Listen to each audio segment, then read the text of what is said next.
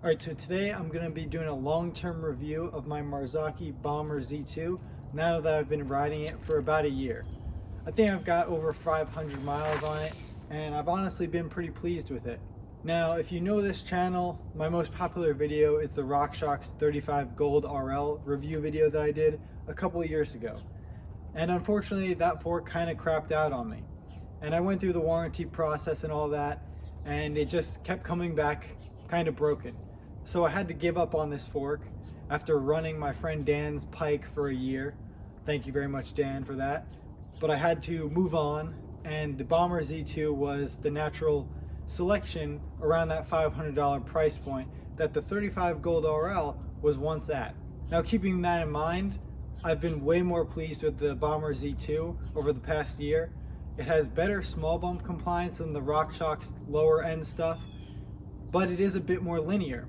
So speaking of linear suspension travel, Fox, or Marzocchi in this case, includes 4 volume spacers, 1 in the fork and 3 in the package, to dial in the progression of the fork. And after a little while I decided I'm going to up the progression, and I ended up adding 2 to the chamber, and it performed a lot better. So for someone of a lighter weight like myself, 140 pounds, I would suggest putting a couple volume spacers in there. Furthermore, for someone of my weight, I had to dial the rebound basically as fast as possible to get it to feel good on rooty and rocky trails.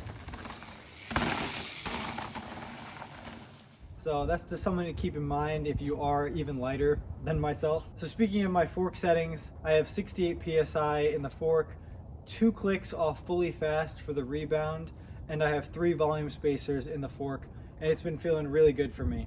Now, one downside, I guess, from a marketing perspective is that this has 34mm stanchions instead of 35, like the 35 Gold RL of course has. But I wouldn't say that you should be worried about that.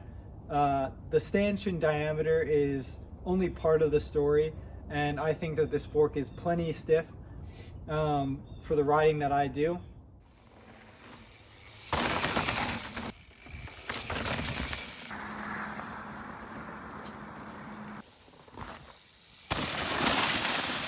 I will say though, if you're coming off of a higher end fork, this is still a heavier chassis than the Pike that I was running.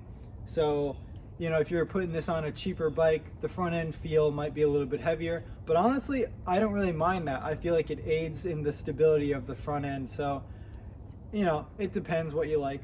One thing that I've had a lot of experience with when working on Fox products in the bike shop is that their quick release through axles always kind of have trouble lining up at a good tension when you press the lever down against the fork to tighten the wheel.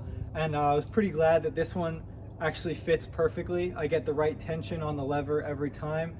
That could be something to do with the tolerances of your wheels, but I know that some bikes it's super loose, or you have to crank it super hard and it's kind of ridiculous. So I was glad that that lined up well for this fork. Also, I've been running 2.6-inch Maxxis tires for a while. Right now I'm on the Schwalbe's, but the 2.6-inch wide tire fits within the crown very nicely. You know, I feel like forks really don't have a problem with tire clearance anymore, and most people don't even run 2.8 to 3.0 tires that often anymore. So plenty of tire clearance there. And also, I just kind of like that it's red. I wish that more of Rockshox's forks, maybe even the lower end stuff, came in different colors. Not like a whole slew of colors, but I think it's kind of neat to have something that stands out like this. And I don't know if I'll, you know, do this kind of color combination again, but I feel like it gives my bike a pretty unique look, and I think it's cool for the videos. Altogether, I'm pretty pleased with this purchase. And it's funny that now the 35 Gold RL is like really cheap compared to this fork, and I think it speaks volumes to the quality difference.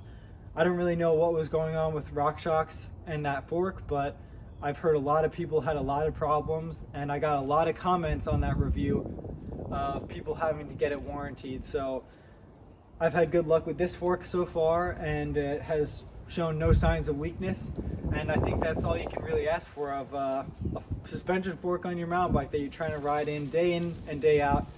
on a somewhat budget. So hopefully you enjoyed this video, and remember, stay venturing, my friends.